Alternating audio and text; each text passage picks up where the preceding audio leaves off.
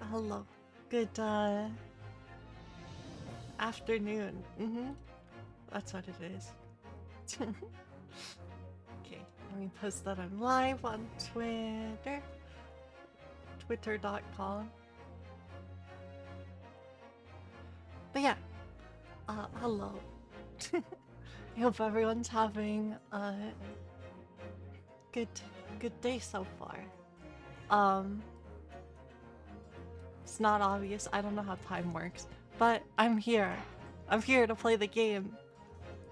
We can do it. We're starting the new trial. We're defending Professor Hairbrain. If I remember correctly. Sounds right to me. But yeah.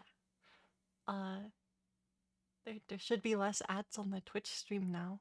Well, except for now there's pre-roll ads. I don't know what's worse. Somebody should tell me what's worse. Cause one of those things is clearly not great. But yeah. Let's I'm trying to get the first ad to run. It's trying. It's fine. It won't miss anything important here. So yeah, let's get into it. The 23rd of October, 8:52 a.m. The Old Bailey Defendant's Antechamber. I can't believe it's been 6 months since I was last allowed to work in court. And now here I am, back at the Old Bailey.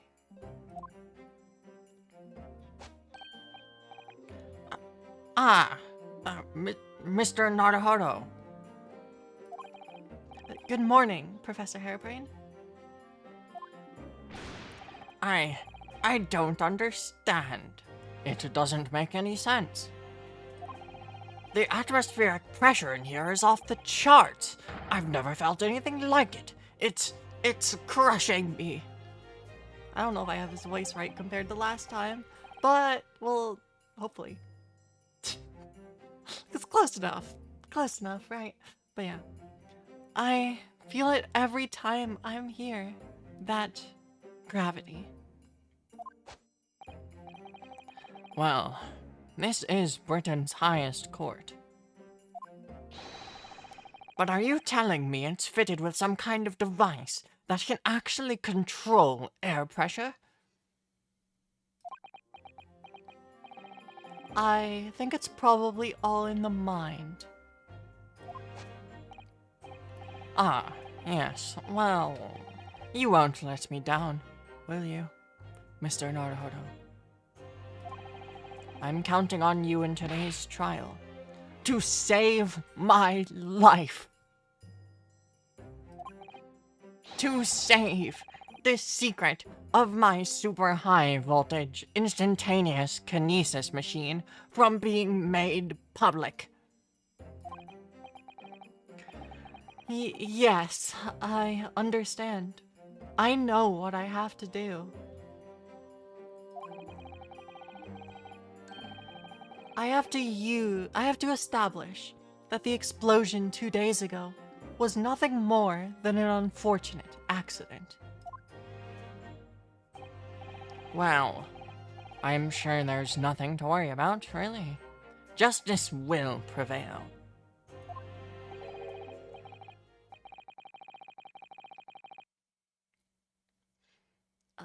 I don't know who's talking. My commiserations, Mr. Naruhodo.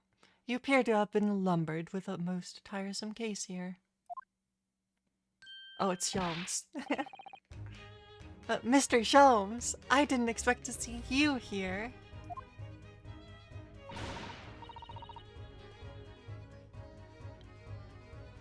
That was very mean, Runo. Leaving me alone at home with Hurley. It took me at least an hour to wake him.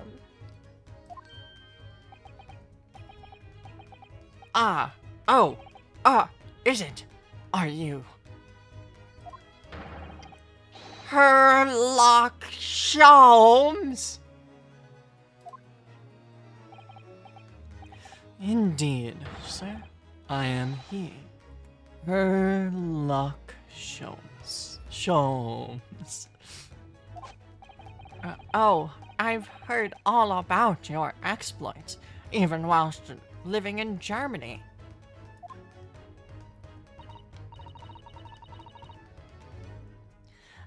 Ah, yes. Ranst magazine is on sale in Germany, too. This month's installment was sublime. Your introduction in the adventure of the Silver Blaze was wonderful. Ah, yes. A memorable case indeed. It concerned a snake, I seem to recall. No, that was the speckled band. Well, thank you for coming. I do appreciate your support.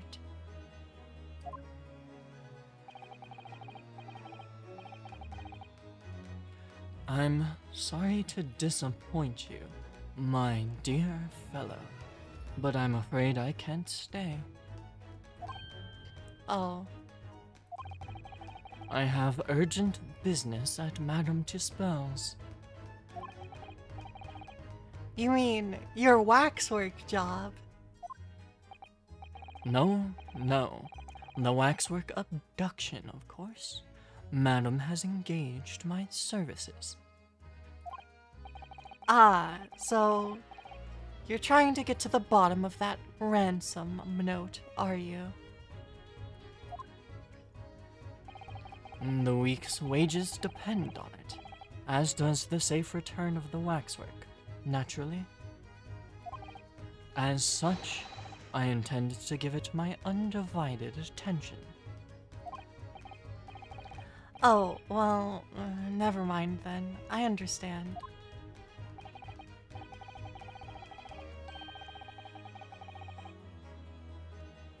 Of course, with my skills of observation and reasoning, resolving the matter will be as easy as proverbial pie. I shall return forthwith. For until I solve the case, I shall have no money to afford a pie of any description.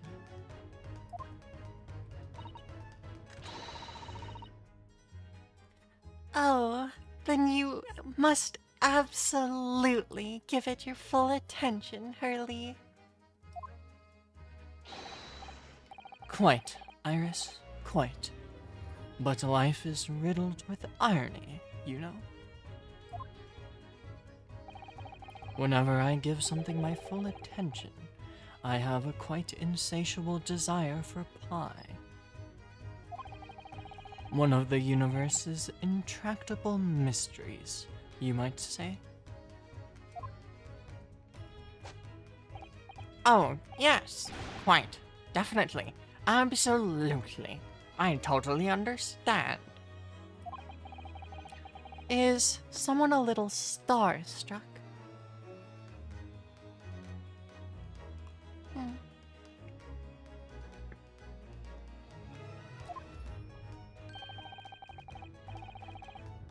I wish you the very best of luck, Professor Harebrain.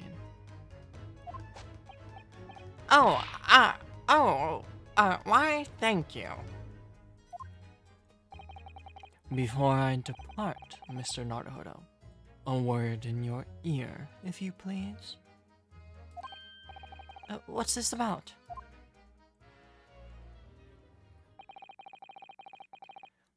As you have remarkably little grounding in science, I feel I ought to inform you.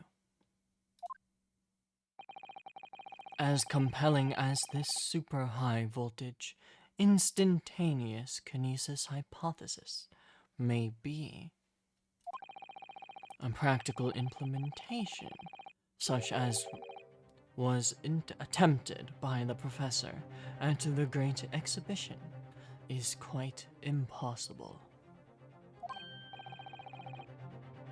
But, but, the professor said the demonstration was a success.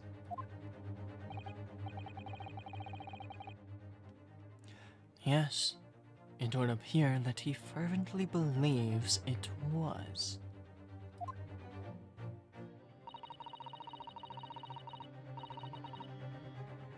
I've read Professor Bunnybrain's paper about it too, Runo. And I have to say,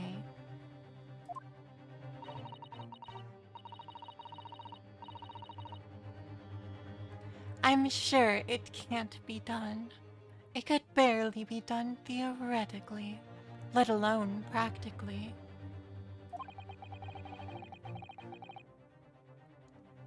So, he's completely barking up the wrong tree. But how could an experiment that had no possibility of succeeding, in fact succeed? That's contradictory.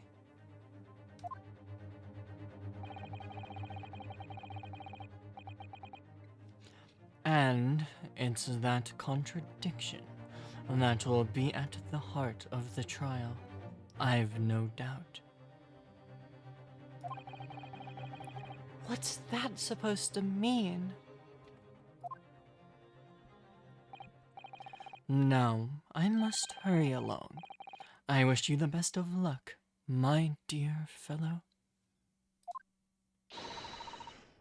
See you later, Hurley.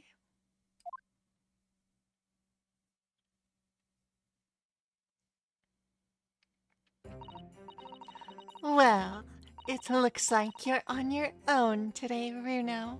But chin up. You can do it.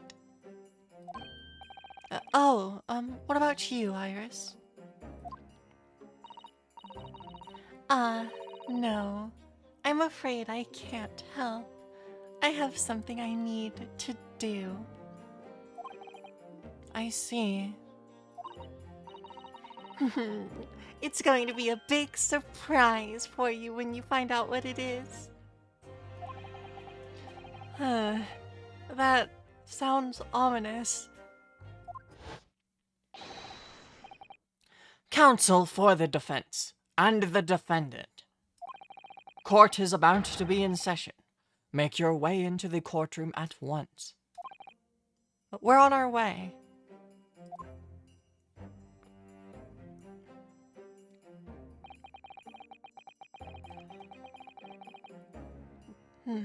I wonder if Shom's craving for pie would be, when he puts his full effort to something, would be based on the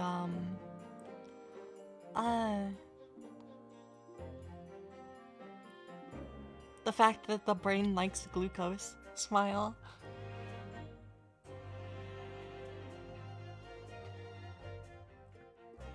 I like sweets too much. An experiment that the laws of science say can't possibly succeed. And a scientist who's convinced it did. That's the riddle you have to unlock here, Ryunosuke. That's the key to this case.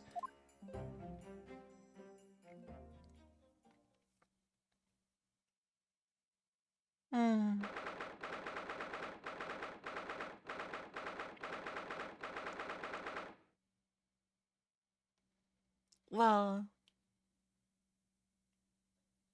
if I have to think about this riddle, there is one thing that we can take a gander at having a guess at before we get into this. So, why not? I'll hazard a guess. So, here is the important thing. The machine that the professor built, I don't think it would work without a receiver to reconstruct the man at his destination, right? So the question is, how was the body found? We do not know anything about what the body looks like, let alone why it's intact. This will be the most important thing that we have to be looking for at the moment. Explosive force could have propelled the cage if there was no receptor that it appeared in on the other side. Yeah. The 23rd of October, 9:10 a.m., the Old Bailey courtroom.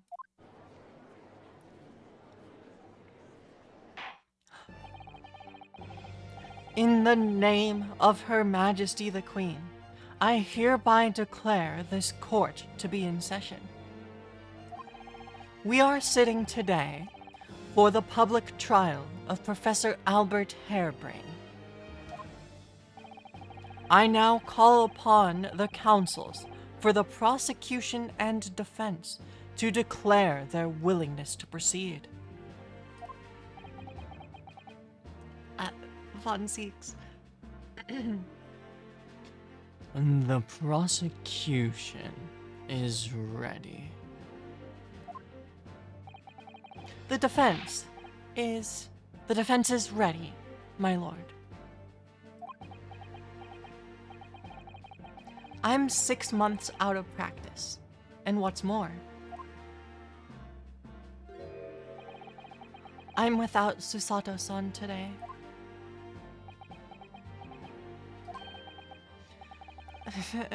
Is it just my imagination? Or does the air in here feel even more oppressive than usual? So, I must say I recollect the victim of this case all too well, Mr. Adi Asman.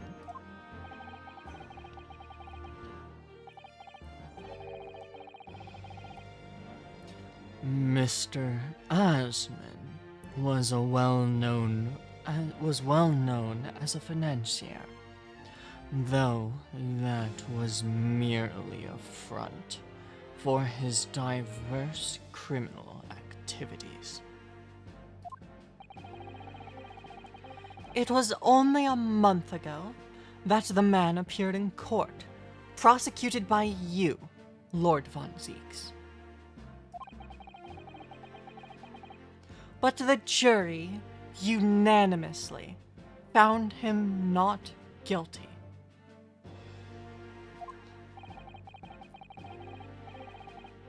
Because every member of the jury had been bribed by the sound of it.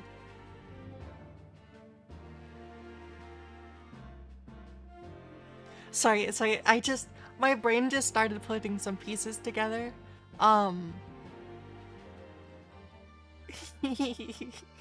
Sorry. Okay, so for context of what I'm thinking here, I'm gonna go on a tangent now. Hopefully that's fine. So, like, obviously, this game seems to have some no small number of characters that are like related to Sherlock Holmes stories. Very evidently given by Herlock Sholmes. But let's see. So basically I just watched the anime Moriarty the Patriot, which follows Moriarty from the Sherlock Holmes stories, basically. But like, I just put it together right now that whoever is committing the crimes that are painting Von Zeeks as the Reaper, is doing the same thing as Moriarty in that show. So, sorry, that prospect has me extremely excited. Maybe it's not that much of a tangent, but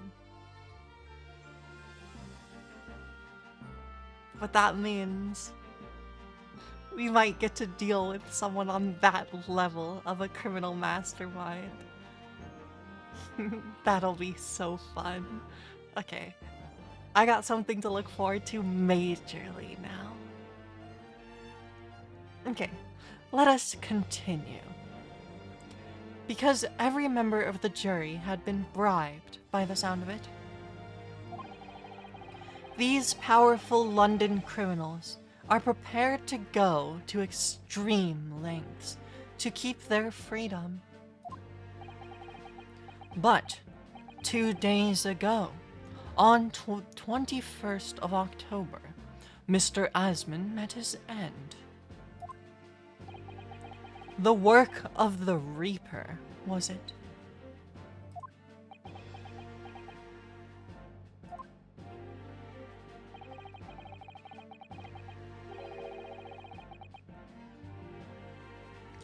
If that is how your lordship would describe divine retribution.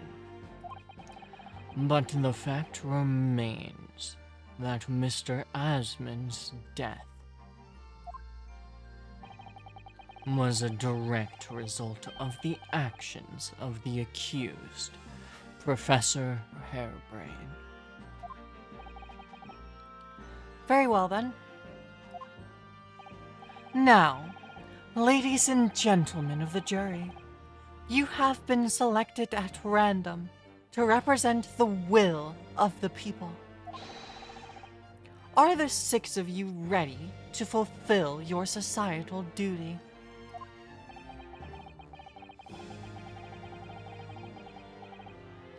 New jurors! Oh my gosh! This is crazy. I'm most gratified to have been selected to carry out this most important civic duty, my lord.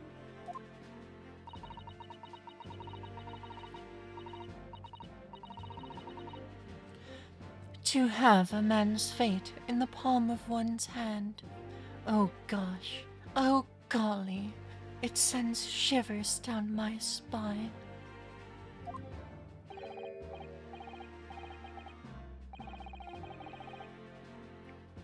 Science experiments, magic, conjuring tricks, courtroom trials, all are nothing more than performances.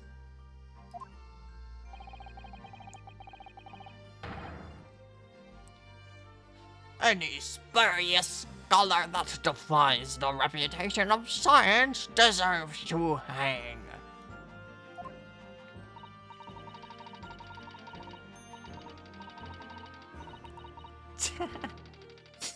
what, what is that technique? Such power.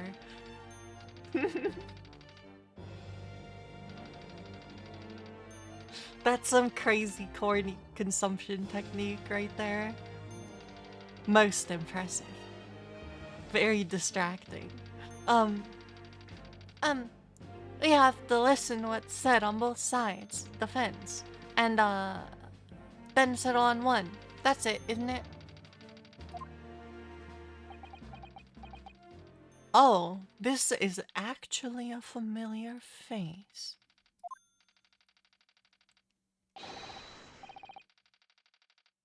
Wasn't like this in my day. It wasn't like this at all. That's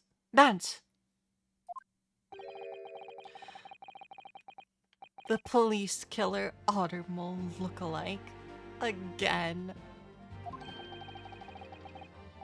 And he's exhausted as ever, it seems.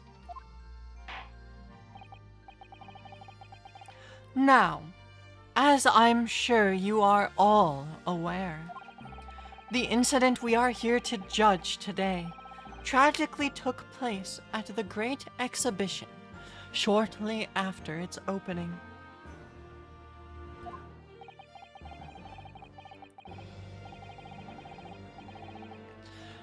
Though the death toll could have been far worse, with the exception of the victim, no one was killed.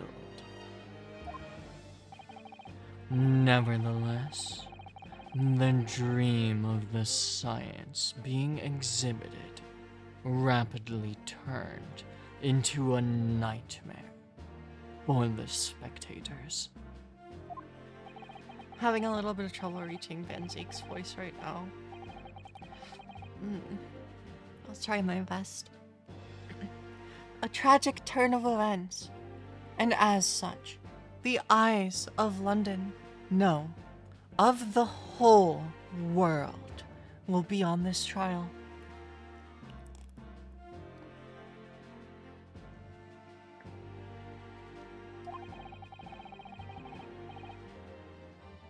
It is our duty to reach a swift and just conclusion, I feel. So, your opening statement, please, Lord Von Zeeks.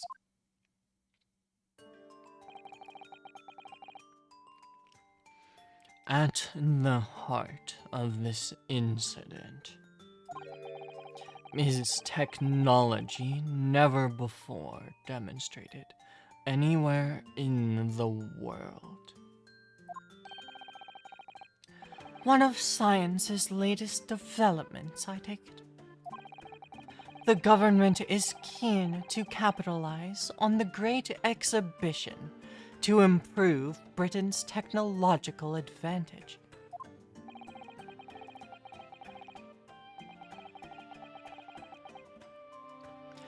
The technology being demonstrated by the accused was described as super high voltage, instantaneous kinesis. Good lord!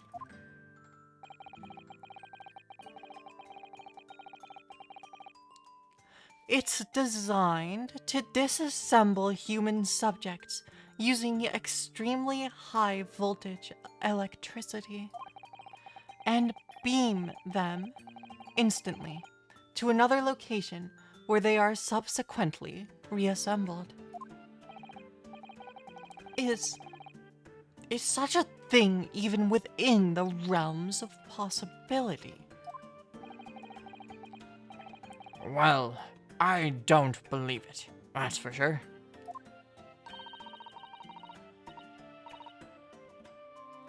Disassembling people with electricity.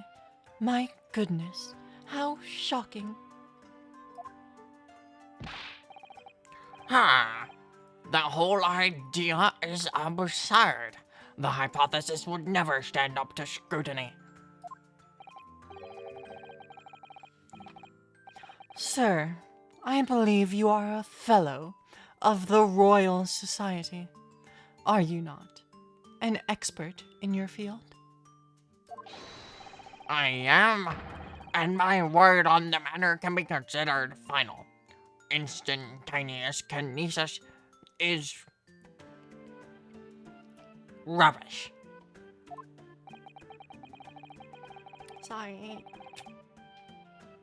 My language filter. So, this expert and Mr. Sholmes are in agreement. It's impossible. What is the prosecution's view on the matter?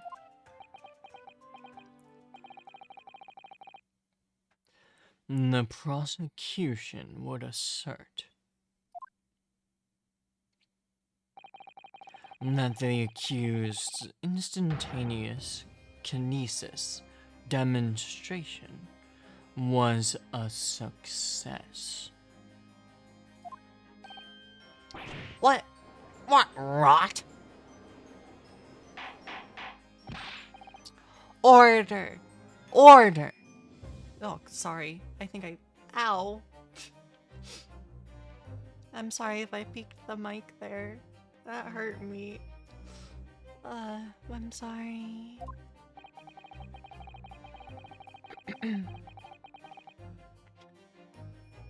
The professor. The professor. I'm tripping over my words now. The professor's hypothesis is currently under investigation by the British government. If it is deemed to have merit, a substantial research grant would be made available. The accused made use of the invention built on his new hypothesis to take Mr. Asmund's life. In order to be the sole benefactor of the grant. But,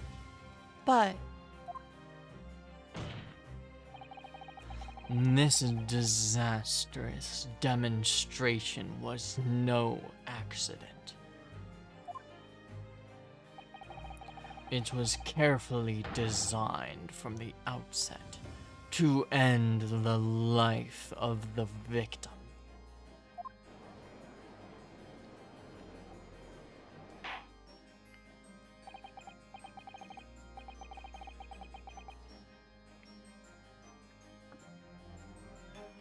thank you, Lord Von Zeeks. The prosecution's stance is clear. But you will now bring forth witnesses to substantiate your claims. Gladly, my lord.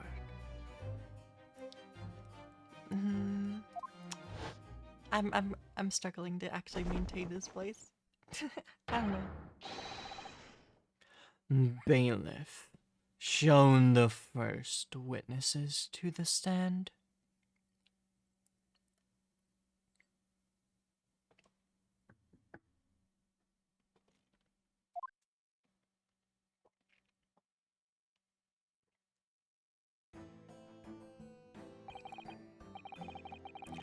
Witnesses, state your names and occupations for the court. Hi, Shelton.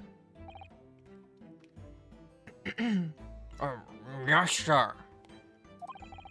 Tobias Gregson, Detective Inspector at Scotland Yard's Homicide Division. I was on duty at the demonstration on the day in question, and in charge of the following investigation. It looks like he has a chocolate bar in his hat. I think it's a notebook. Based on the fact of how it... Yeah, it looks like a notebook.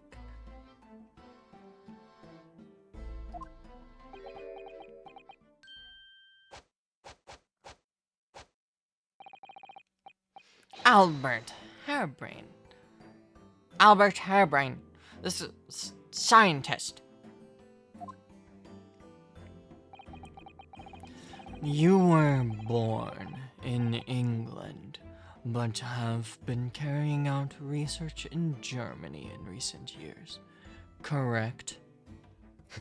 He has an Elder Scroll. Oh,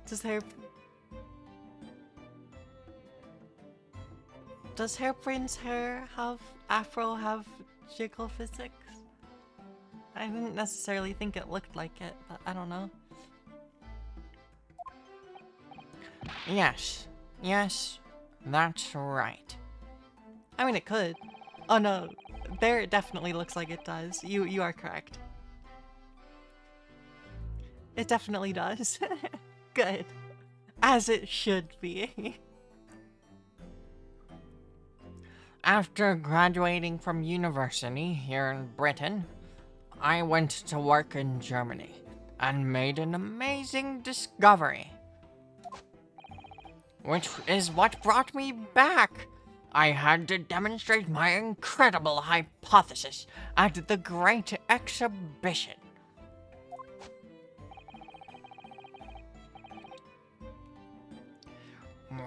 What you demonstrated was incredible, alright?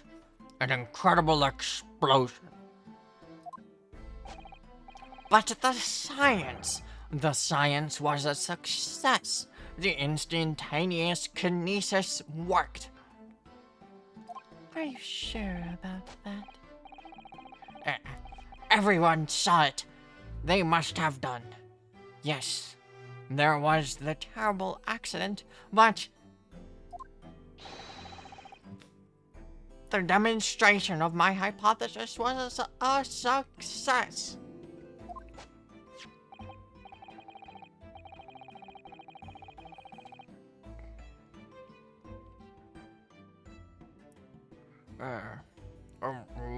Well, that much is undeniable, as shown in this photograph taken by the forensic investigation team.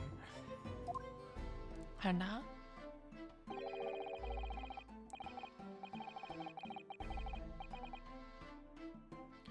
This was taken inside the Crystal Tower, I take it. The centerpiece of the exhibition, no less.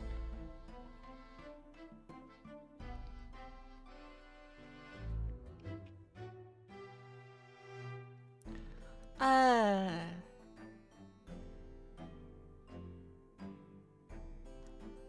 I must say...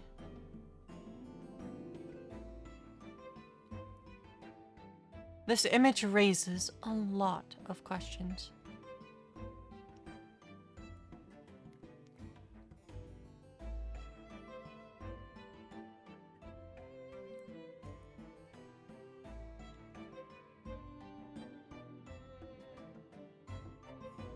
That wound... I guess it could be explained by shrapnel.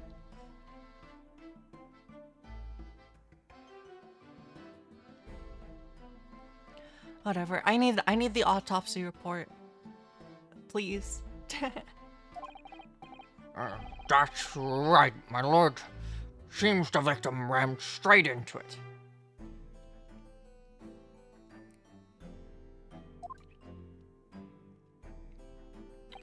That is a keyword. I see. Very well. Submit the photograph as evidence. Photograph of the victim has been entered into the court record. A photographic print of the victim taken after he had ostensibly been beamed to the Crystal Tower. It shows an apparent stab wound to the chest. As the court heard, the victim of this incident was Mr. Odie Ashman. There have been a number of allegations made against the man, but putting them aside for the time being. He was the man who financed the research for the experiment and the demonstration itself. I see. To summarize the situation, the defendant is accused of taking the life of the man who funded his work. Would that be correct? Exactly. But couldn't it be that the explosion was caused by some malfunction in the apparatus he used for the demonstration? That's right. That must be it. My splendid machine. My poor, splendid machine.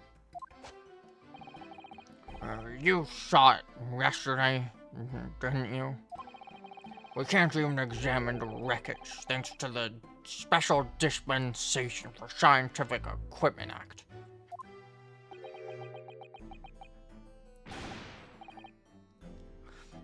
What? What? The wreckage? The wreckage?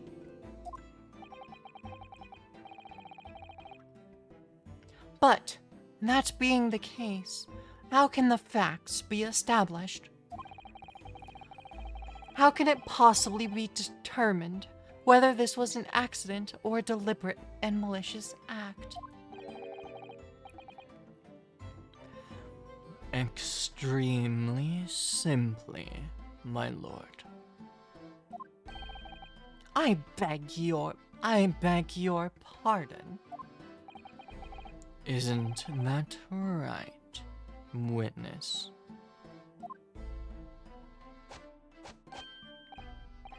What? Sorry, me.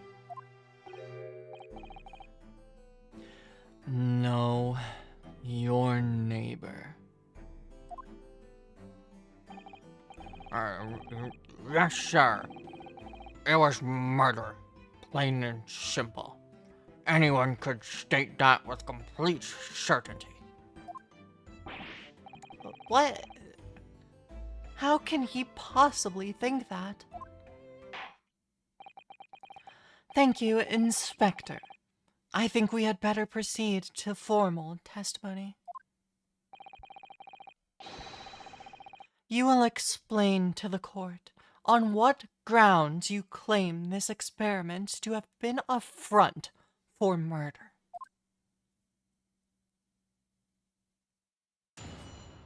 Witness testimony. A front for murder. The corpse that went crashing through the crystal tower had a broken neck.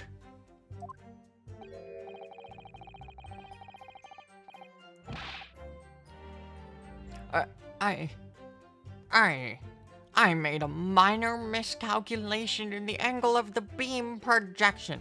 That's all. That was my mistake.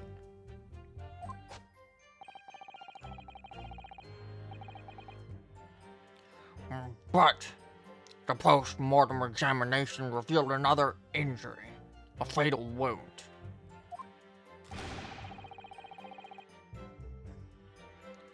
There was a lesion in his chest where he'd clearly been stabbed by something sharp, right in the heart.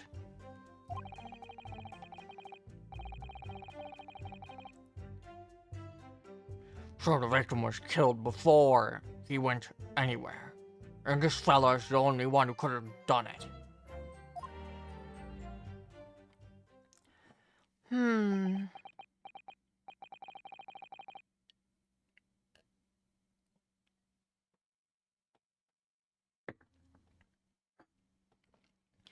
An extraordinary business.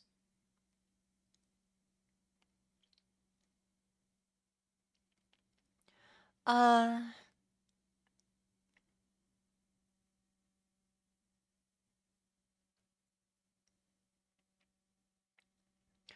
I'm beginning to see a picture. Okay, I'm gonna run a hypothetical really quick.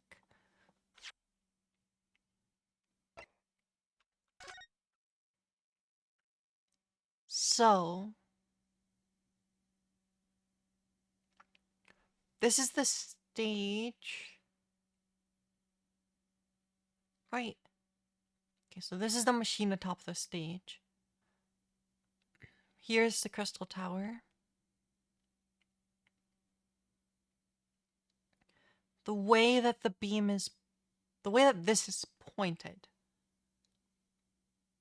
I believe the impact of the man was lower, but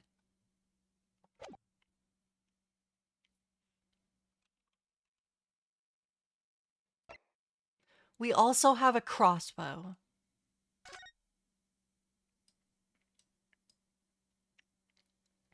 We also do have this weird steampunk crossbow.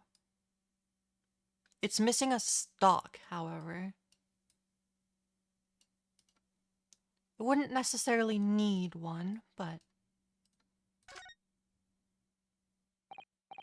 Ah, there's some sort of lever here.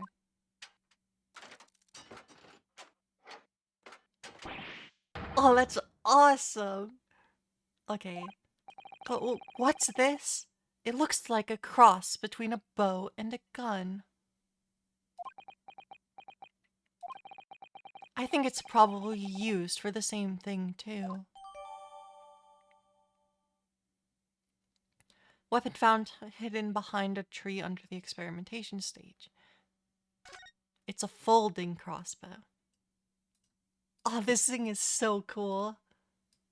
This thing is so cool. Okay, I'm glad I found how to interact with this. Hold on. I need to play with this now. It looks like you wind this around in order to draw the bowstring back and create tension. You must be able to fire arrows with a huge amount of force using this device then. In fact, I would imagine it's far more accurate and powerful than a Japanese longbow. Uh, I really had no idea what I was picking up when I spotted this at the exhibition grounds.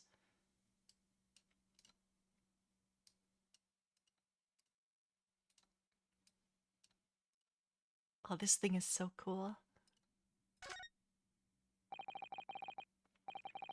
This groove here must be where the arrows are loaded, I suppose. So I was right. It's a sort of bow with an automatic firing mechanism. This would be perfect for someone like me, who catches his ear with the bowstring 2 times out of 3. In fact, if I'd had one of these, maybe I could have beaten Kazuma in Kyudo archery training.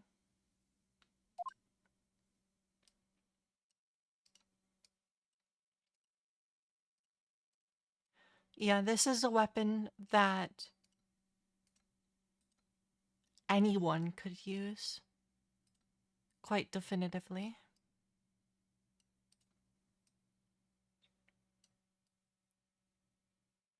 Sorry, like I knew it was folded up a little bit, right? But I just didn't. I'm happy with this thing. Okay. So now we need now we figured out it's a crossbow. Um I'm pretty sure we don't have anything really to do with. It looks like layers of thick canvas with a thick rubber lining of sorts. I've never seen anything like it before, but applying Mr. Shelm's methods, you might deduce it was part of a raincoat worn by someone who really, really didn't want to get wet. And the charring must have occurred when the person was struck by lightning. Or maybe not.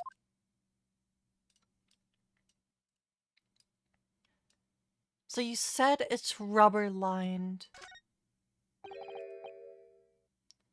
It's thick layers of canvas with a rubber lining of sorts. Uh,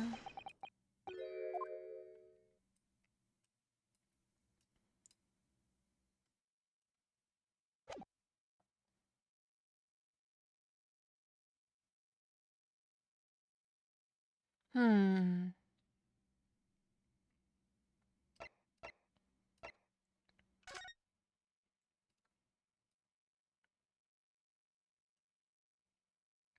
So, sorry. This is all.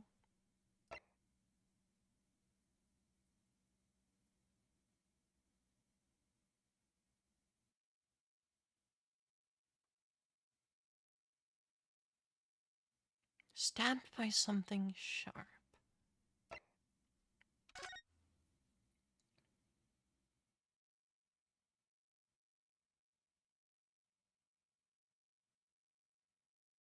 Could be an arrowhead.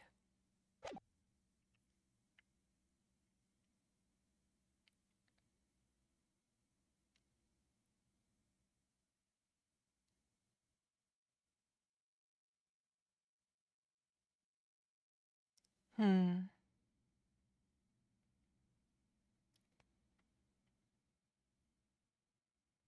Then we would need. How closely did the canvas is seen inside the tower?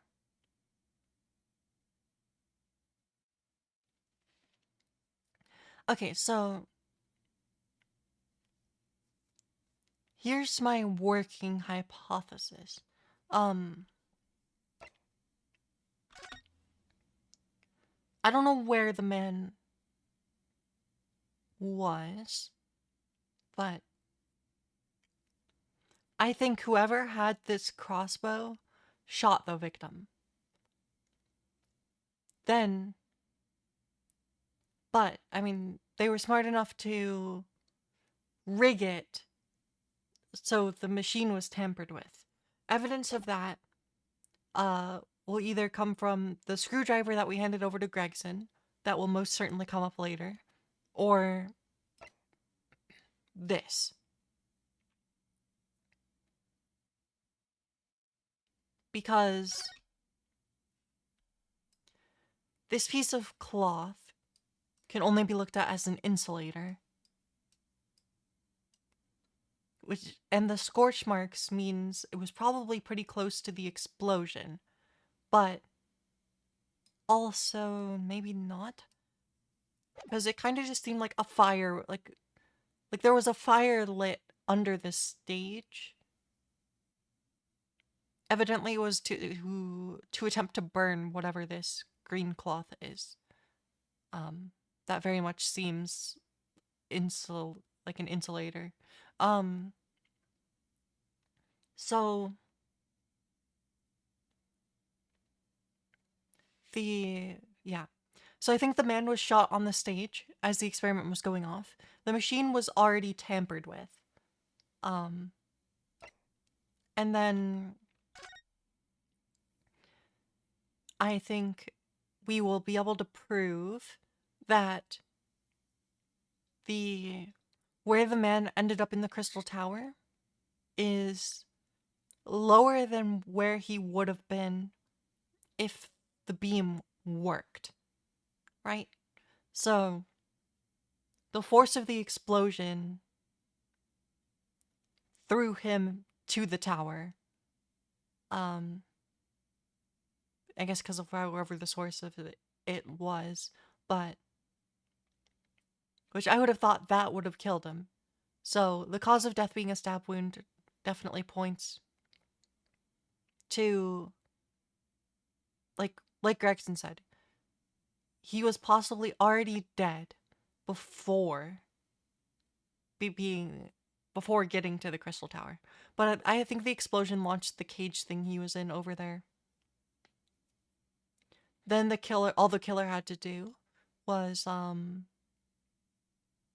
dispose of evidence they tampered with the machine and go collect their arrow out of the corpse. Evidently something happened such that, or maybe just, I don't know, maybe just because of, like, the corpse flying away was unexpected, so they had to move quickly or something. But there definitely is some evidence left behind that doesn't make sense to leave behind. But they did go retrieve the arrow.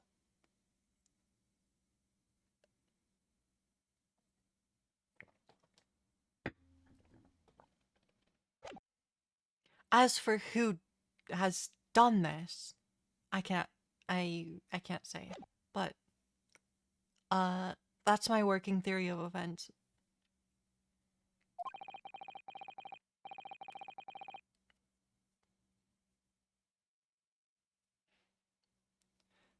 I would like an actual post-mortem because, like, to see the post-mortem report. Because, like, the neck was probably broken due to the just the impact. Like actually just the impact.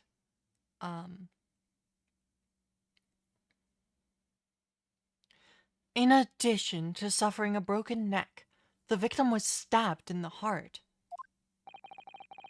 Information I would really like to have heard from someone other than the judge.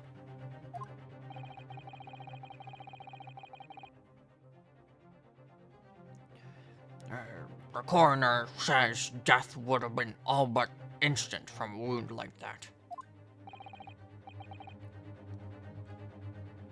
You could say, in fact, that the victim was killed twice by the accused. No, and no. That couldn't be further from the truth.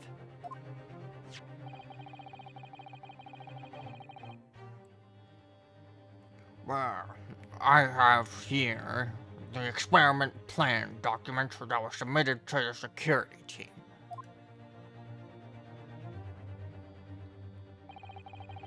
The victim stood himself inside something called the bird cage, ready to be beamed instantly.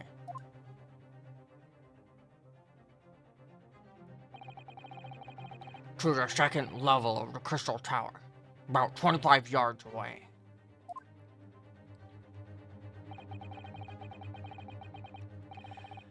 The experiment did not go according to plan, however.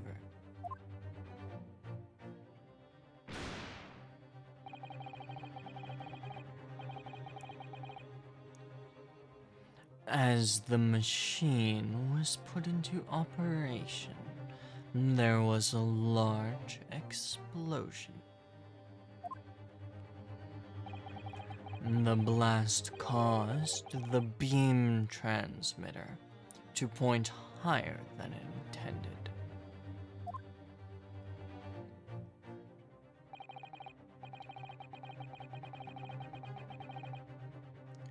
Accordingly, the kinesis resulted in the birdcage materializing in mid-air,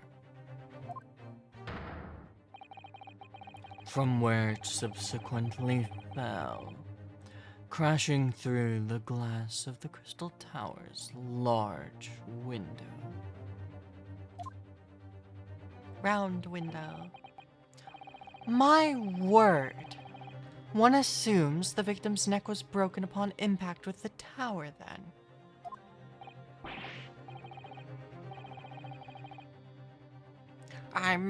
I'm so sorry. I didn't mean for this to happen. The machine was just too powerful. But honestly, really, I swear, it was just an accident. A terrible accident.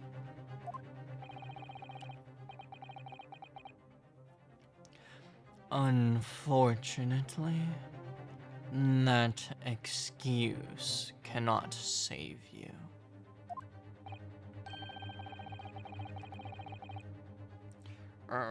Nope. Not considering the sharp murder weapon that pierced the victim's heart.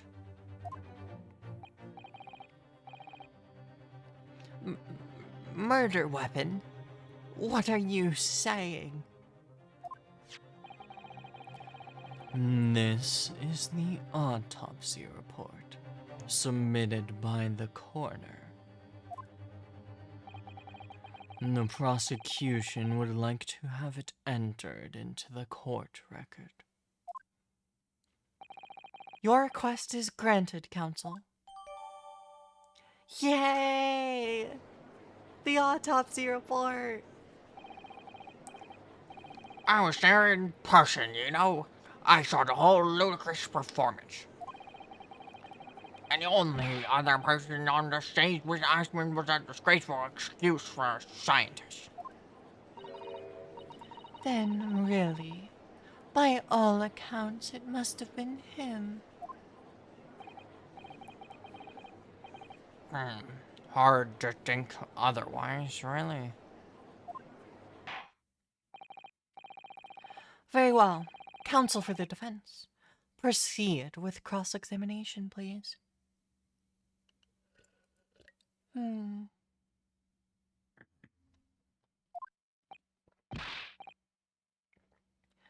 Oh, yes, my lord.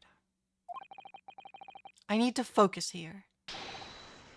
It's been a while.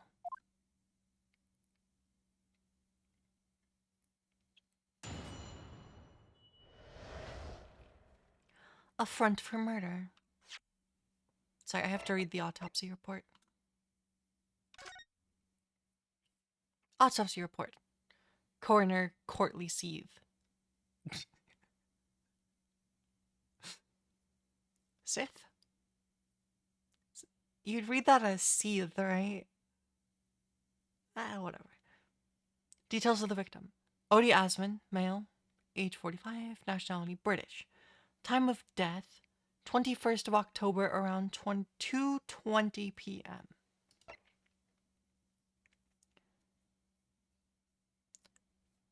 Cause of death. Hemorrhage of a wound to the chest that pierced the heart, inflicted by a sharp implement. Additional observations, broken vertebra, most likely resulting from the impact after a sudden fall from considerable height. Most likely. Keyword. The corpse that went crashing through the crystal tower had a broken neck. Hold it!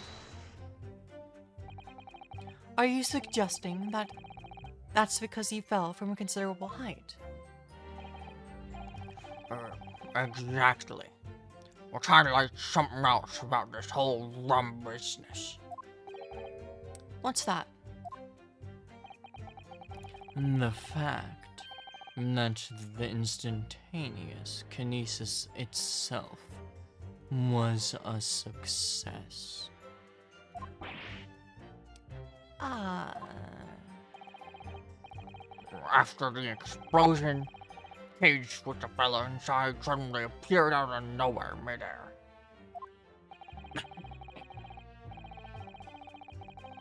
So, although the experiment ended in disaster, the so-called instantaneous kinesis did actually occur.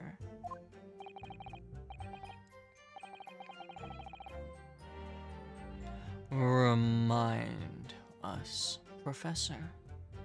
What was the cause of the fatal disaster?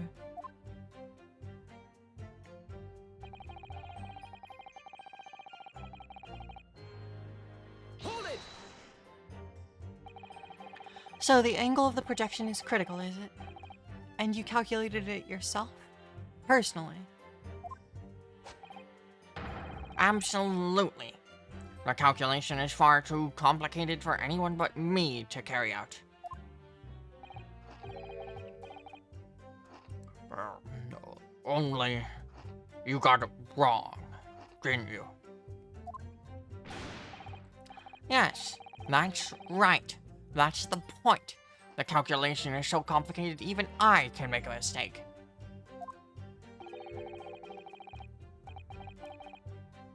Do people fall for that brazen confidence? I should try it.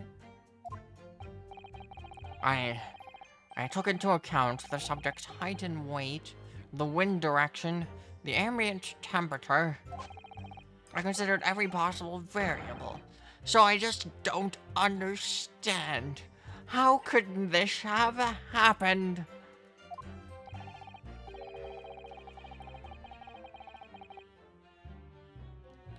Obviously, then, you had to include the weight of the clothes Mr. Asman was wearing at the time, I suppose?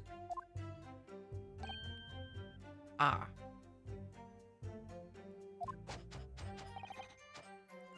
Cracking comments. Comet. The answer should have been 3. 3? 3? What do you... 3? Where are you pulling the number 3? What? That's... 3 degrees?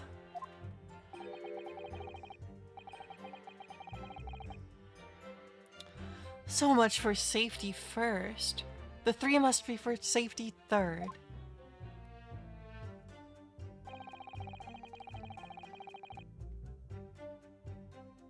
Hold it! Another fatal injury, you say? That doesn't make any sense. I didn't think I'd have to spell this out, but here we go. Just because there were 2 fatal wounds doesn't mean I'm saying the victim had 2 lives to lose, does it? 2 right.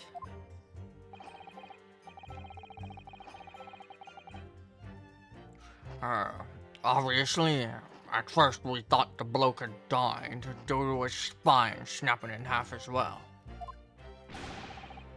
But you're saying that's not the case. You'll get your answer once I finish me fish and chips. If you don't keep butting in every few seconds.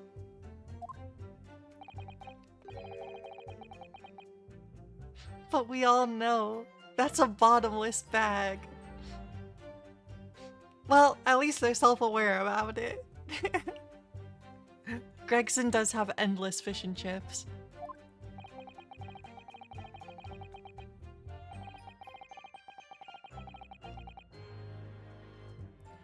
The victim plummeted 30 feet into a glass tower, it would be reasonable to assume that as the cause of death.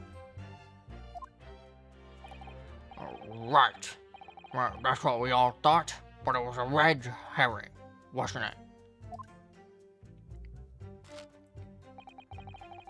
There's lesion. Hold it!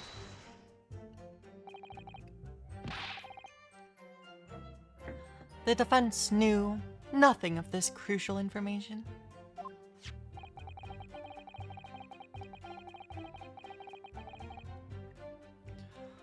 The prosecution received this report from the forensic investigation team only this morning. That was the first we knew of it as well. I can only apologize for the impossibility of informing the defense. Sarcastic and insincere. Thanks. So, what was the nature of this sharp object?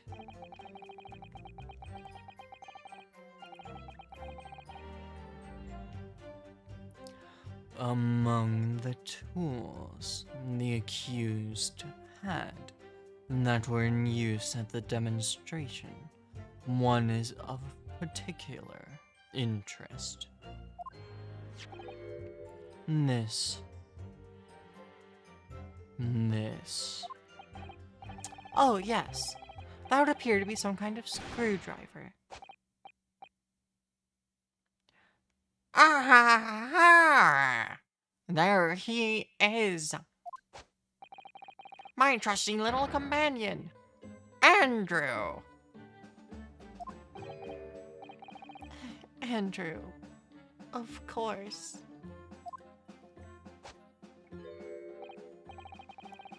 Ah, do you know each other already? He's one of my dear friends, like all my tools. I've named them all, you know. We're one big happy family.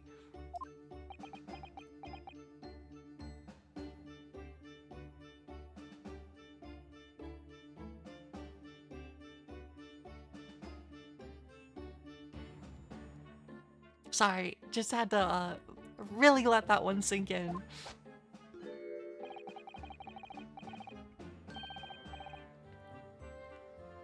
Andrew is my flat-headed screwdriver. Of course, his brother Michael is a crosshead.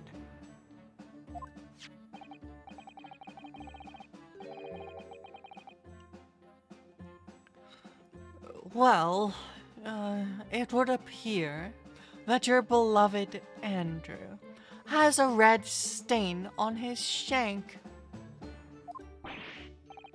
That isn't.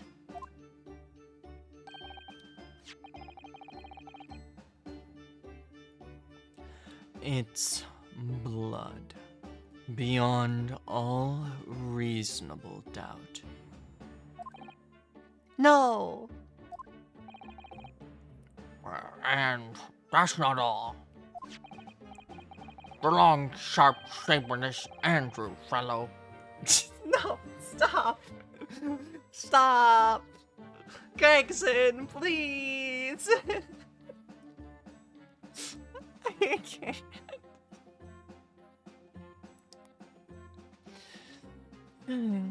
Okay.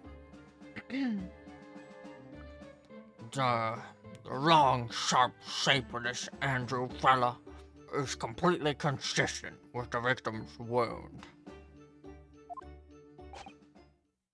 What? What? Order. Order. The court will enter this friend of the defendant as evidence.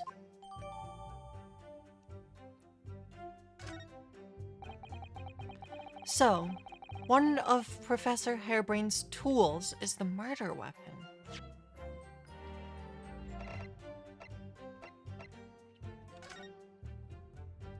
Bum, bum.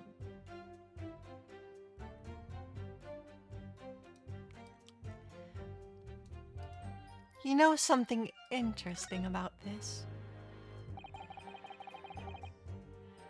I've seen this unusually shaped handle before. It's the same screwdriver that was lodged in the grill on the floor of the kinesis machine, which could be important information, so I should definitely make a note of it.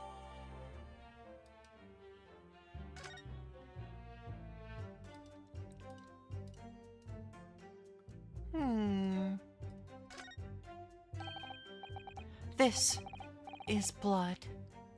Mr. Asmon's, no doubt. This is the problem with looking at murder weapons. The blood on them? I mean, that is a problem.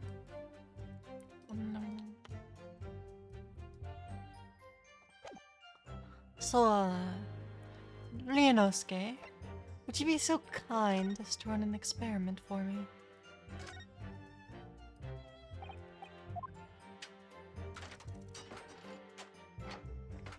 What exactly is the scale of this screwdriver?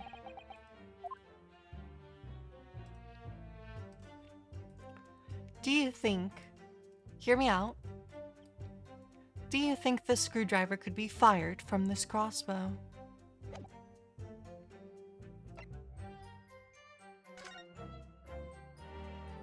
It does have some similar properties to what you would want from a crossbow bolt, doesn't it?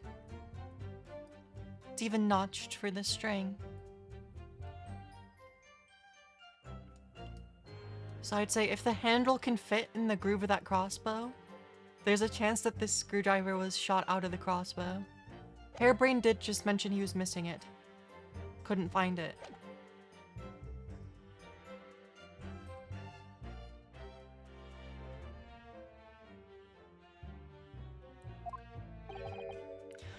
Great.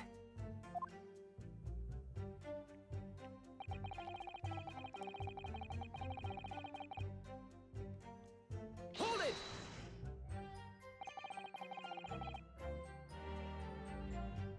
What grounds do you have for saying that? Huh. Do you really need to ask? There were only 2 people on that public experiment stage, in front of the whole crowd. The victim, Mr. Odie Asman, and the accused, Professor Hairbrain. And we know for certain that before the experiment, the victim was alive.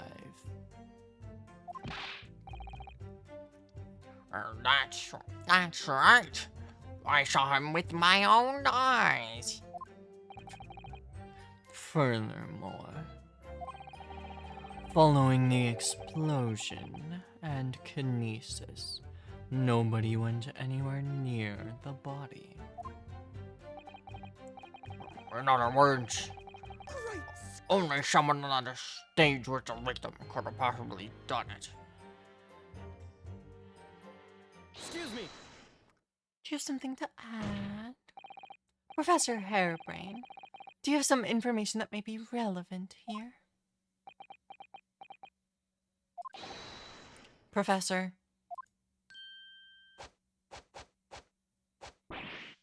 Ah, sorry. I was just calculating the optimum coefficient of electrolysis to separate molecules. I'm so sad I tripped over that.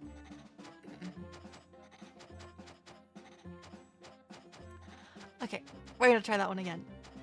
I was just calculating the optimum coefficient of electrolysis to separate molecules in the human body. And the witness stand is the best place for that.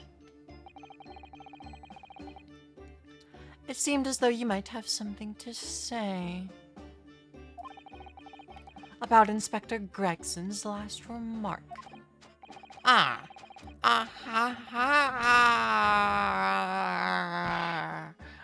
Yes. Yes, that's right. Of course.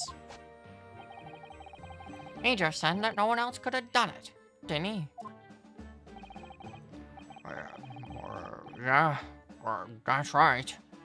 Who else could have stabbed the victim, eh? I don't know. But there's no way that I possibly could have stabbed Mr. Ashman, as you say. Eh? Explain, please, Professor. Of course. This cold-hardened policeman may not be aware, I suppose. But humans are warm-blooded mammals, with blood running continuously through their veins. I had heard. Then surely you see.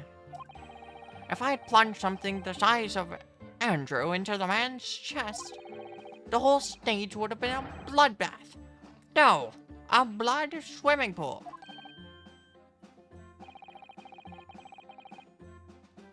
But thousands of Londoners were watching me at the time. And yet, not one of them claims to have seen a swimming pool of blood.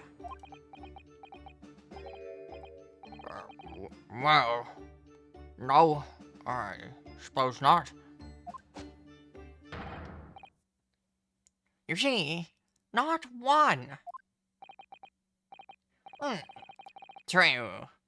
I didn't see anything like that. Well done, Professor. That was a great counter-argument.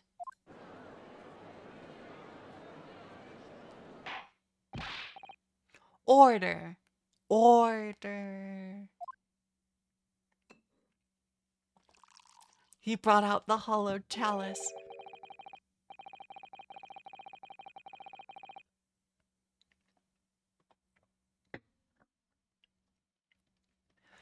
Pray, forgive the discourtesy if I savor a drop from my hollowed chalice to accompany my old friend's adducing.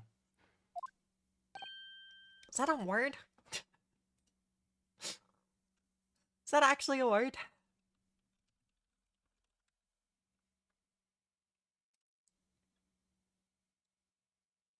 Adducing, verb, ground or gerund or present participle. Eh? It has a usage for cite as evidence. Okay, so it's to offer as example, reason, or proof in discussion or analysis. Okay. That's a new one, though. I haven't heard that one before. Right.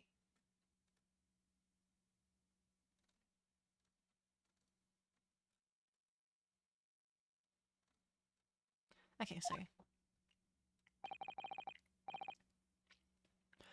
Here's to you, Albert.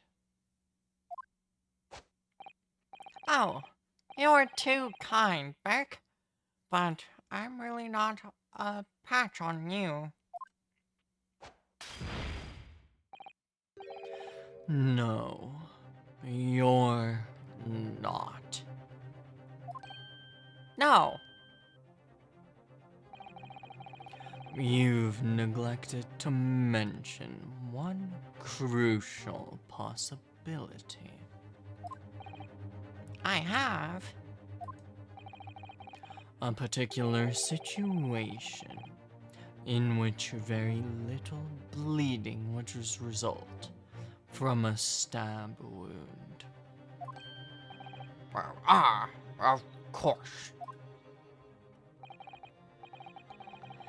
Inspector, enlighten the court, please. Yes, sir. Where are they going with this?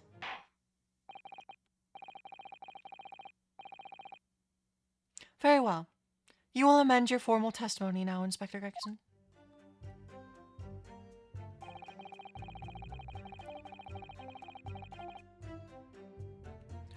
The weapon the victim was stabbed with must have been left in his body while she was beamed through the air.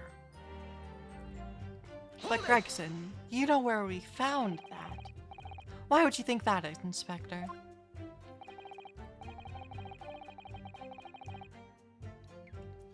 With any wound, it's only when you pull the weapon out that profuse bleeding occurs.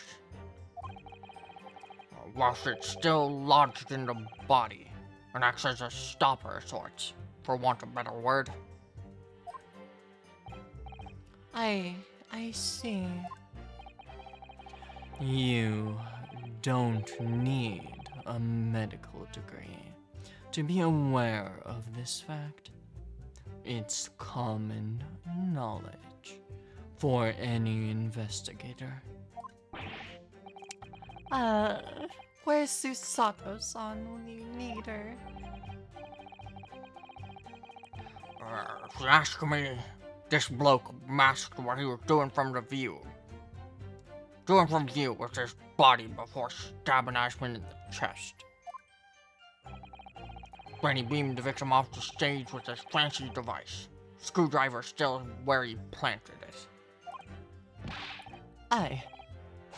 I would never do such a thing. Not to my precious tools. I would never use them for such dirty work. You only use tools for their intended purpose. That's common knowledge for any scientist.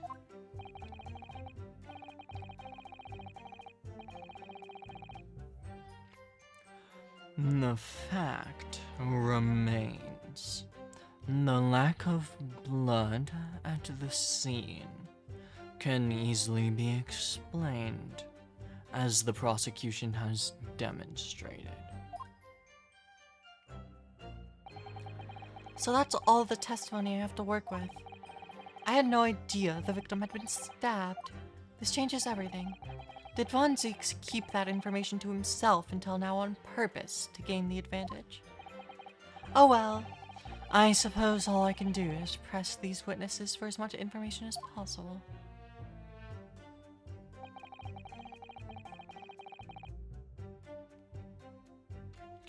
The corpse had a broken neck.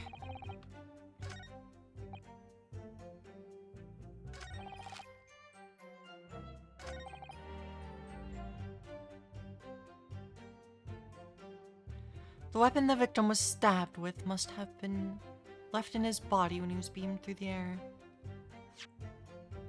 But Gregson. Gregson. Objection! Surely something about that last statement seems odd, doesn't it? Would you care to mull over precisely what you find odd about it?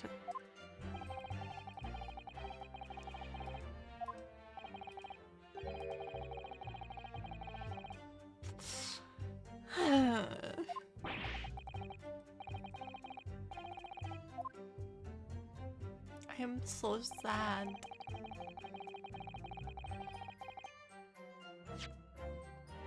But Gregson. The weapon wasn't found with the victim, Gregson.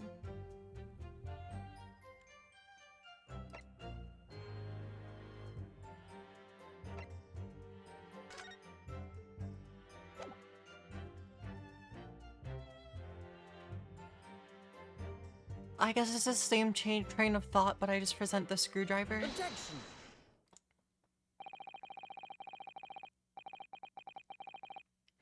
Yeah, and that's the right answer. Sorry, my train of... Look, logically, that photograph also proves that the weapon was not found with the victim's body. Right. So, also we know where it was found, so. You say that while the weapon remains in the body, there's very little bleeding. Is that unequivocal? Unequivocal. Look, there's no blood on the experimentation stage, even though that's where the fellow was stabbed.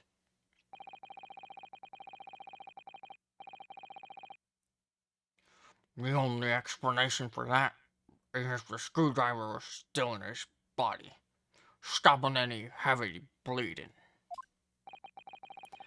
It's common medical knowledge, my learned friend, even on your side of the world. Yes, but about this screwdriver. The thing is, we actually saw it at the scene ourselves on the experimentation stage. What? It was on the floor by the wreckage of the remains, poking through a metal grill. I went to pick it up, but the detective here stopped me. Isn't that right, Inspector Gregson? Well, now you come to mention it, yes. Inspector, are we to understand that you permitted the defense counsel to investigate?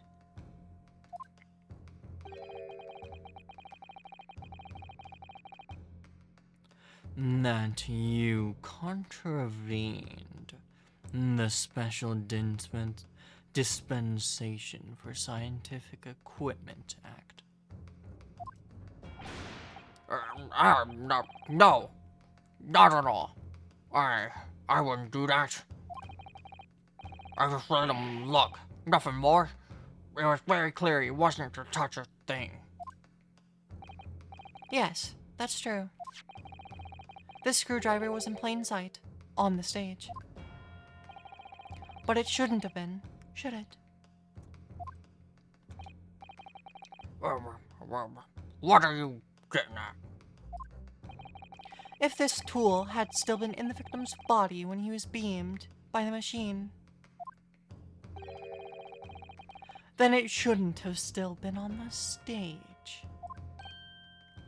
Ah, That's right. It should have been beamed across to the Crystal Tower, along with Mr. Asman. And been found, still lodged in the victim's chest. wow. Order. Order. How do you explain this, Inspector?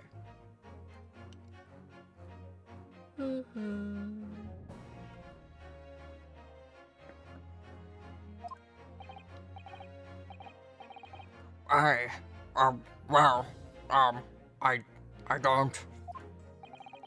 It looks as though everything that the victim had on his person moved with him when he was beamed.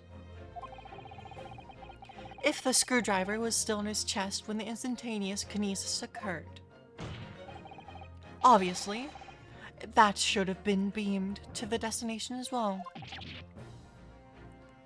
You, This is a strange situation. Even though people are saying that this instantaneous kinesis is a scientific impossibility, we're still basing arguments on the assumption that it did actually take place. Alright, time to tighten the screws here. My lord, if the prosecution is unable to explain this inconsistency in its argument, we can only conclude that the testimony given in support cannot be relied upon.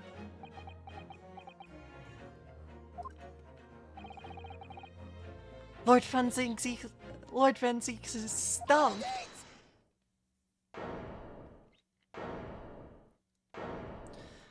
That's our witness. No, hairbrain.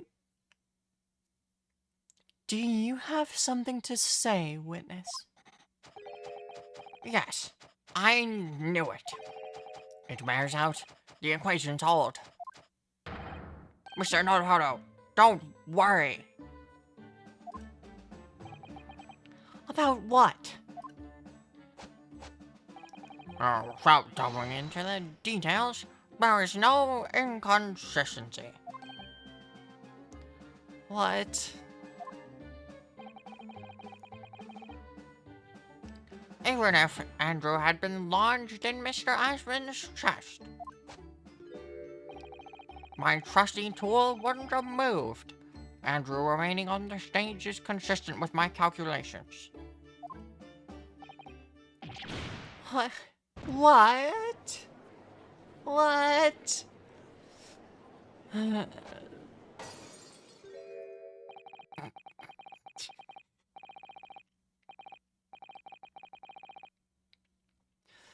It would seem that your illusions have been shattered. Clearly, we should hear the accused's explanation.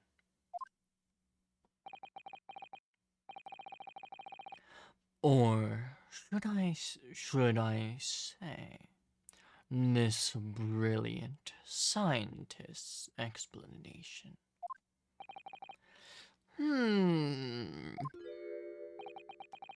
Just when I'd found an inconsistency in the prosecution's argument. Scientists. Very well. The defendant will testify again. Provide us with a scientific explanation as to why the inconsistency asserted by the defense fails to hold. In the name of Apollo, I will, my lord.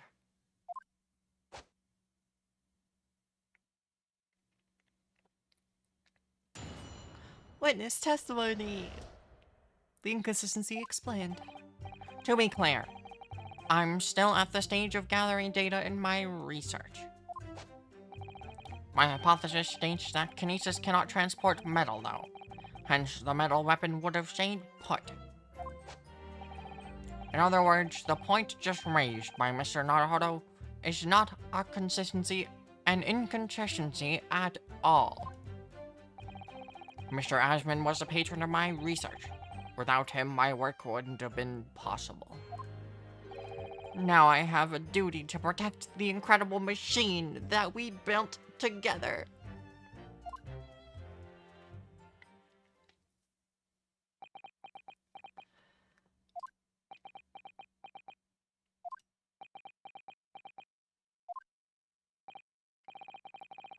So, the thrust of your testimony, Professor, is... That based upon his hypothesis, metal objects cannot be moved by this method of instantaneous kinesis. In other words... In other words, since the screwdriver was made of metal, even if it remained lodged in the victim's chest,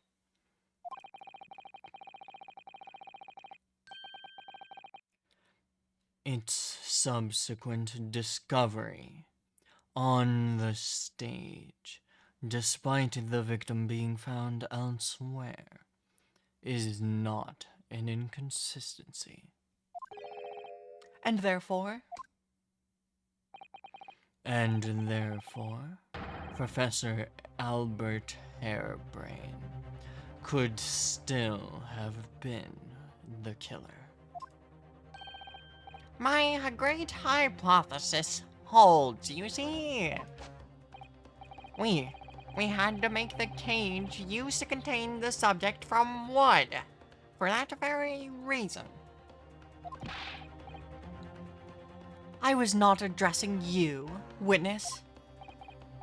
Professor Harebrain. Yes.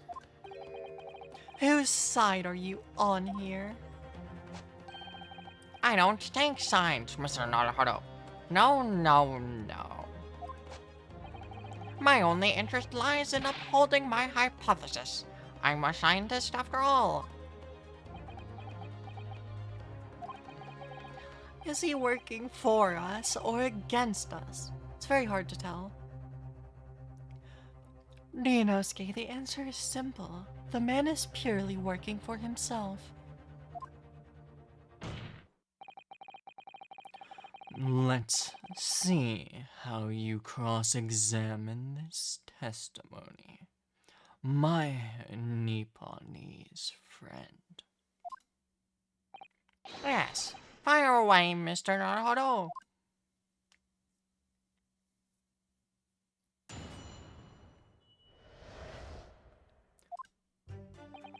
First of all, we're going to check this.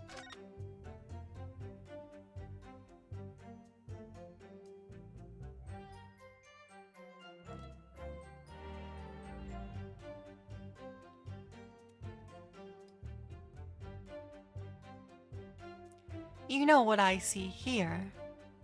Metal. I'm sorry. Ow. My lip.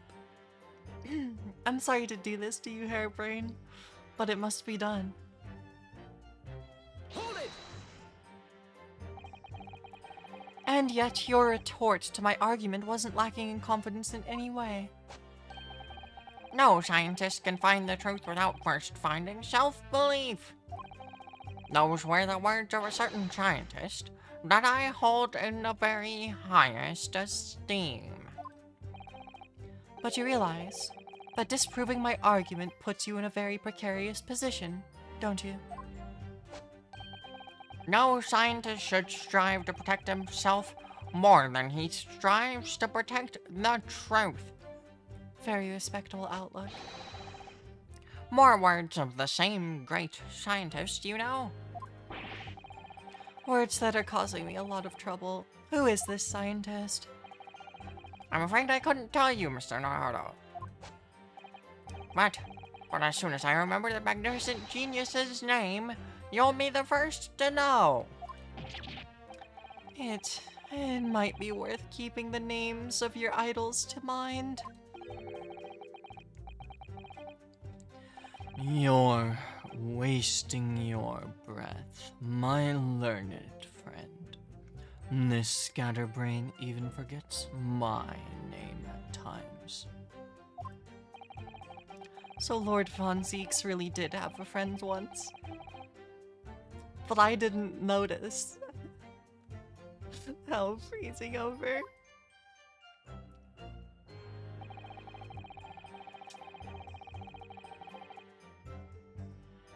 Hold it! Your hypothesis states it. So this isn't proven then. No, of course not. It's merely a hypothesis, but a good one, based upon thousands of calculations. But it is widely known that metals can't be decomposed by electrolysis. Yes, of course. So I am right. My hypothesis is clearly correct. What is it about incriminating himself that makes this man so happy? It's the whole reason that birdcage is made of wood, you see. Sorry, the birdcage. Yes, that's what I call the She Obtusa cage, in which Mr. Ashman was placed for the kinesis.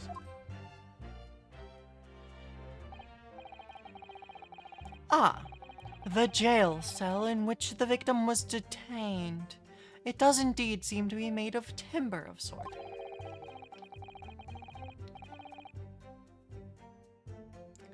I'll thank you to not refer to this as an instrument of incarceration, your lordship.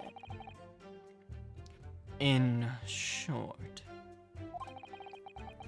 any weapon lodged in the victim when he was beamed away by instantaneous kinesis would have been left behind on the stage if it was made of metal, correct?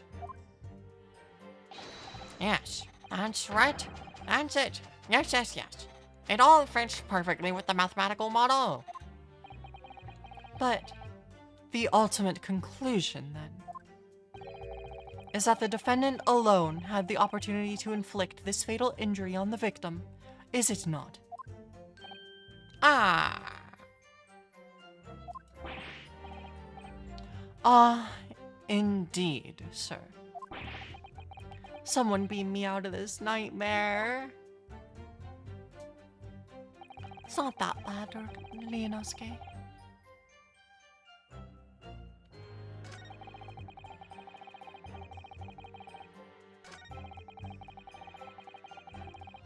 I don't really care about this testimony.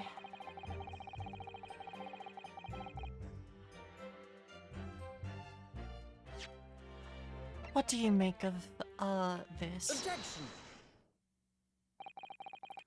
Professor Harebrain, you say that according to your hypothesis, nothing made of metal can be beamed by instantaneous kinesis using the machine you made. Is that right? Yes, that's right. Spot on. Exactly correct. In that case, I'd ask you to have a look at this photograph that was taken at the scene. In particular, I'd like you to pay attention to the victim's face.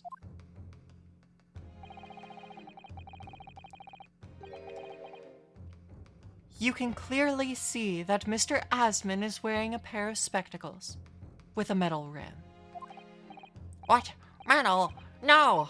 Metal can't! That's not metal! No! We've already established that the proposed murder weapon, the screwdriver that was found on the stage. However, if your hypothesis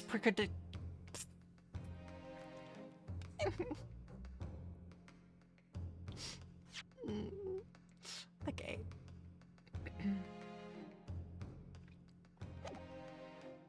However, if your hypothesis correctly predicted that outcome,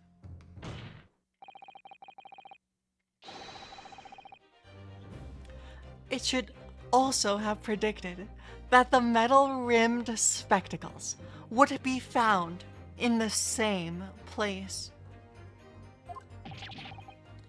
Ah, my hypothesis! My hypothesis! Professor Harebrain, this isn't easy for me to say, but your hypothesis is clearly flawed. Ah, Order! Order! Order! Counsel, what is the implication of this?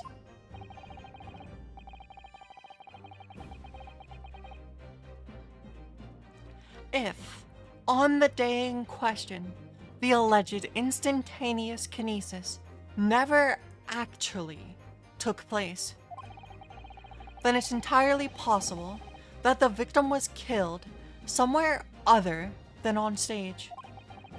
And in that case, someone other than the defendant could have been the culprit.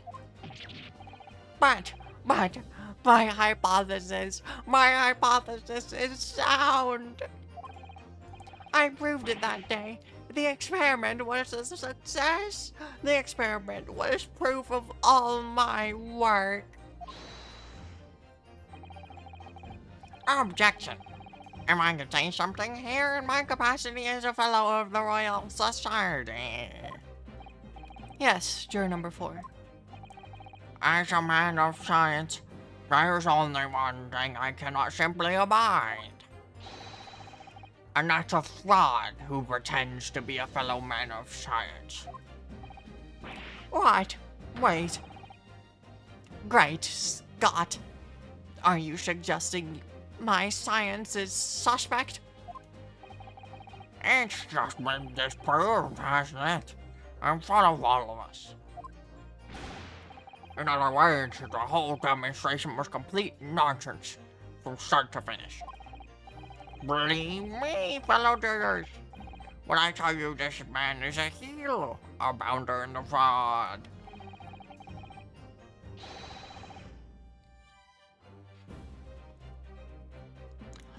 I say, the wreckage of that machine should be stripped down and thoroughly examined. No, never. That machine is the essence of my entire hypothesis.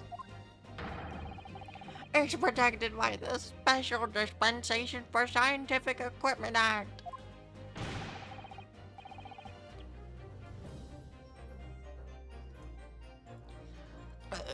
What in the devil is that blasted act about all about, eh? Who made up such a daft rule? I don't like the way this seems to be going. What's the best way for me to help the professor?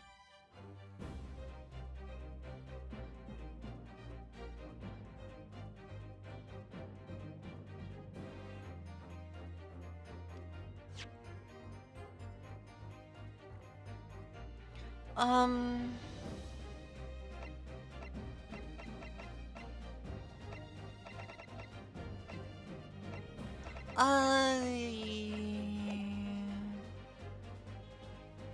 Uh...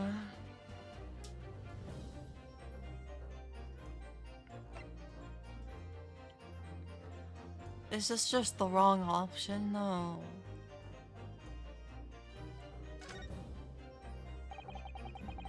Maybe I should wait and watch for the time being. My feeling is that the machine requires a thorough examination. But what about this... But what about this special dispensation that's been mentioned? Oh gosh. This is all too much.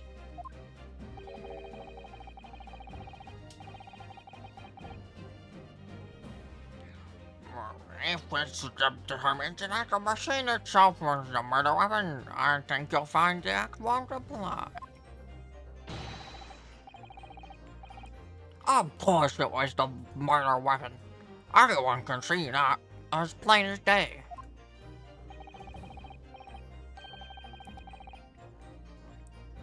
So, we're all in agreement, yes? That the machine should be stripped. If I don't do something though... I see I'm forced into it. Professor Harebrain has yet to perfect his invention. That would seem to be the case, yes? But even so... Even so, what? Going to such trouble and expense to create a fake machine to display in public. He would have absolutely no reason to do such a thing. Objection!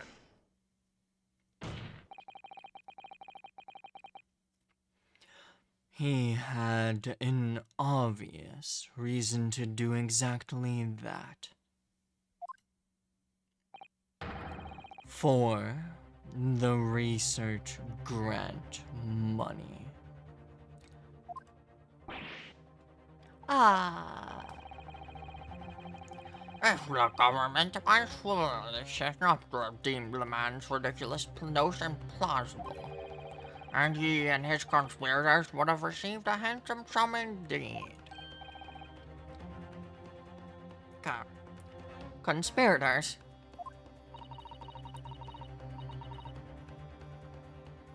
What would be the value of such a grant? £10? You're an order of magnitude out, madam. £500 a year.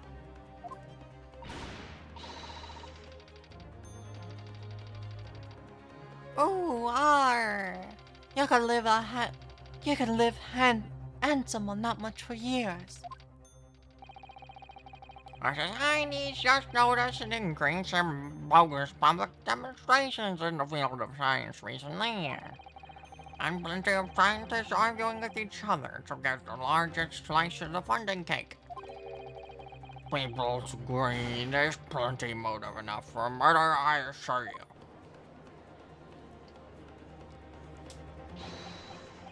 No. No.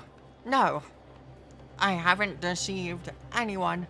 Least of all the government. My hypothesis is sound. The science is sound. Please, you have to believe me. Objection!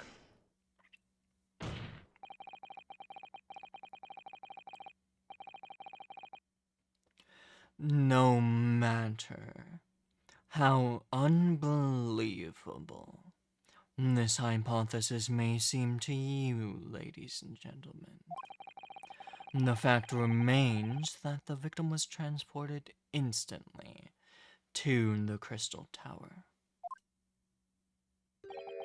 Which means that the experiment was a success. Ah! Barrack! And therefore, the only person who could have possibly committed this murder is the accused. Ah! Barrack. Where's this heading? I have no idea. My lord, if I may. Yes, Lord Van Zieks. Von Zieks. The prosecution would like to summon new witnesses to the stand. New witnesses? What would be the nature of their involvement?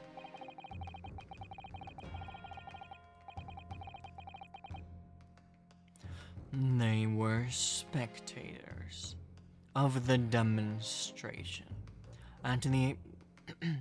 They were spectators of the demonstration at the exhibition, who were occupying special seats. Special. I can't do it. Eyewitnesses. His voice is slightly off, sorry. Very well. The court grants the prosecution's request. I should very much like to hear from the eyewitnesses to the incident.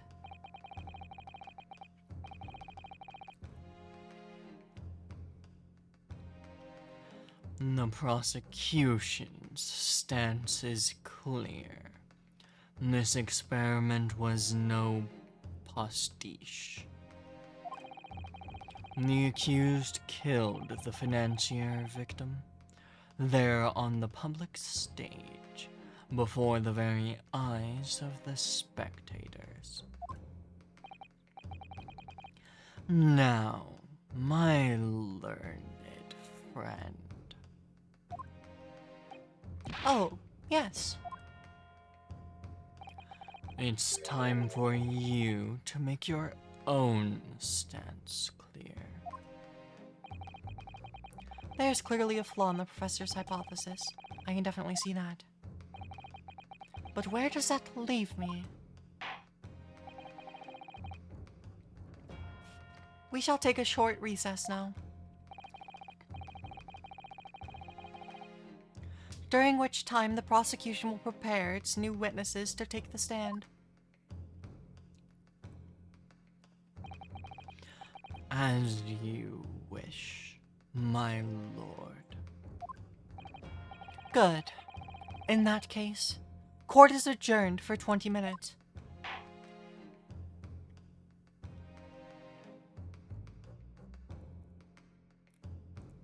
What? The part ends here?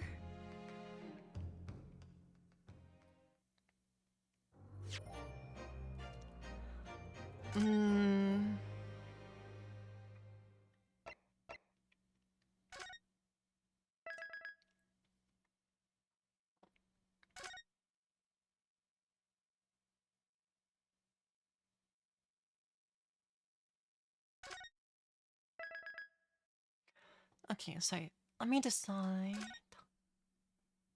What do we want to do here?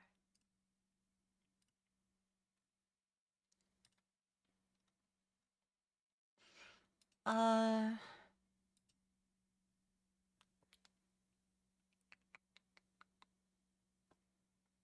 I think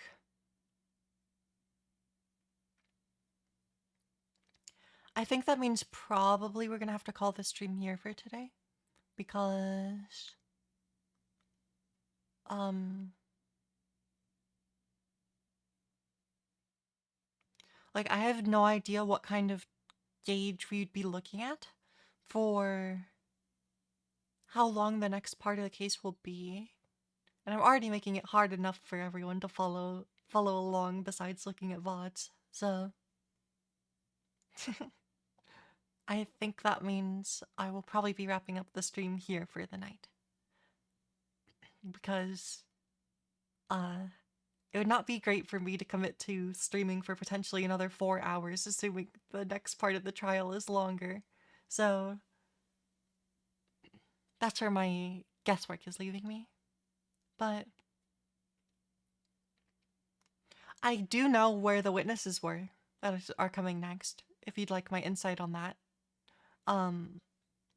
So in Fanzik's office, he had um he had the model of the crime scene. The witnesses were in a hot air balloon. The witnesses he's calling to the stage next. Which does mean that he has a top-down perspective on it. Or, like, the witnesses will have a top-down perspective on what happened. So, they should be able to... So it'll be interesting to see how much they saw. Because the air balloon, it would have been a good distance away. Not that it's stopping you from using, like, binoculars or something. Like the opera binoculars. That'd be funny. But yeah. That's what we will have to contend with next time. Somebody that saw the stage from a top-down point of view, from a hot air balloon. I think what's going to happen is... I don't know, I don't see any way that the man was launched, like, the victim was definitely launched by the explosive force. And if that's not the case, then the hot air balloon has to come into play somehow. But given... I think it's just explosive force that launched the cage. Like, I don't see any other way that it could work. Because you'd still get the same, like, kind of force of impact from being explosively launched versus, like, falling 30 feet. So it still definitely would have broken him. But yeah.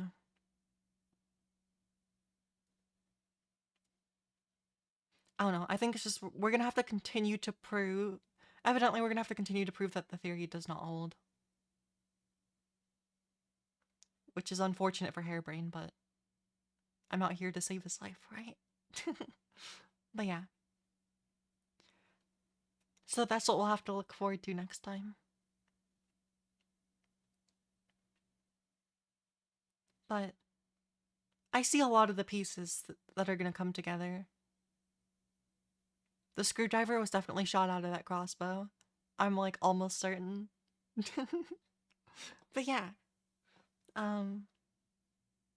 Yeah, I'll be wrapping it up here so that the stream doesn't go too long. Cause I think I have to actually be up in the morning tomorrow. So, anyways, thanks everyone for watching. I hope you enjoyed the stream. I hope you all have a good rest of your... the alarm. I always forget about the alarm. Anyways, I hope you all have a good rest of your day and or evening. And I will be live again tomorrow afternoon. I'm gonna make sure I'm actually up in the morning. So, well, I'll try. I'll try my best. But yeah. Have a good night.